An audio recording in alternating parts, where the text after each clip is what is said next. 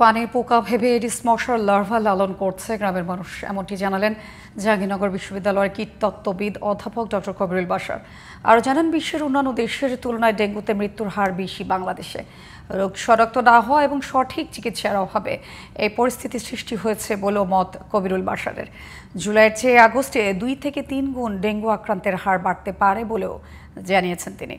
Ahmad অনিকের report. চলতি বছর ডেঙ্গুর হট স্পট হিসেবে চিহ্নিত হয়েছে বরিশালের বরগুনা আর কুমিল্লার দাউদকান্দি। প্রতিদিন ডেঙ্গু নিয়ে হাসপাতালে ভর্তি রোগীর একটি বড় অংশই এই দুই এলাকার বাসিন্দা। ভর্তি রোগীরা জানান, ঘরে ঘরে ছড়িয়ে পড়েছে মশাবাহিত রোগটি। বহুত রোগী, এর মধ্যে অনেক রোগী আইছে আমরা দাউদকান্দি। এখানে ভয়াবহ অবস্থা, ঘরে ঘরে প্রতি ঘরে ঘরে প্রত্যেকটা সদস্যরই একজনের পর একজনের ডেঙ্গু হচ্ছেই। আইইডিসিআরের অনুসন্ধানে দেখা গেছে, সুপেয় পানির উৎস না থাকায় বৃষ্টির পানি সংগ্রহ করেন বরগুনার মানুষ এবং পানি ধরে রাখার পাত্রেই বাসা বেঁধেছে এডিস মশা।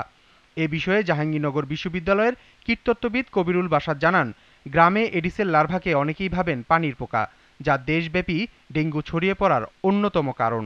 গ্রামগুলোতেও পানির স্বল্পতা থাকার কারণে বিভিন্ন জায়গায় ছোট বড় পাত্রে বৃষ্টির পানি জমিয়ে রাখছে। সেখানে আমরা প্রায় দেখছি যে এডিস মশা সেখানে প্রজনন হচ্ছে, যেখানে গ্রামের মানুষ সেগুলোকে পানির পোক বলছে। আসলে এগুলো পানির পোক নয়, যেগুলো নড়াচড়া করছে আমরা দেখছি সেগুলো আমাদের গ্রাম থেকেই আনা মশা। 2019 থেকে 24 পর্যন্ত 6 বছরে ডেঙ্গুতে প্রাণ গেছে প্রায় 3000 মানুষের, আর হাসপাতালে ভর্তি হয় প্রায় 6,16,000 ডেঙ্গু রোগী। এর মধ্যে 2023 সালে সবচেয়ে বেশি মৃত্যু ও আক্রান্তের রেকর্ড হয়। ডক্টর কবিরুল বাশার জানান, যথাসময়ে চিকিৎসা না পাওয়ায় বাংলাদেশে ডেঙ্গুতে মৃত্যুর হার অন্য দেশের তুলনায় বেশি। ডেঙ্গু রোগে মৃত্যুর যে সংখ্যা বা শতকরা হার পৃথিবীর অন্যান্য দেশের তুলনায় বাংলাদেশের সর্বোচ্চ।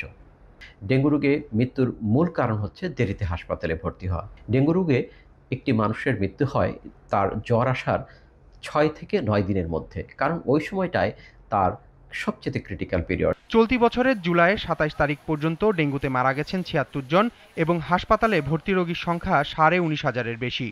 ডেঙ্গু আক্রান্তের হার সামনের মাসে আরও বাড়বে বলে জানান এই গবেষক। জুলাই মাসে আমরা ডেঙ্গুর যে রেকর্ড দেখছি, আগস্ট মাসে সেটি জুলাইয়ের তুলনায় দ্বিগুণ বা 3 গুণ হওয়ার একটি ঝুঁকি আছে। মশা নিধনে সামাজিক আন্দোলন গড়ে তোলা ছাড়া ডেঙ্গু পরিস্থিতি নিয়ন্ত্রণ সম্ভব নয় বলে মত বিশেষজ্ঞদের।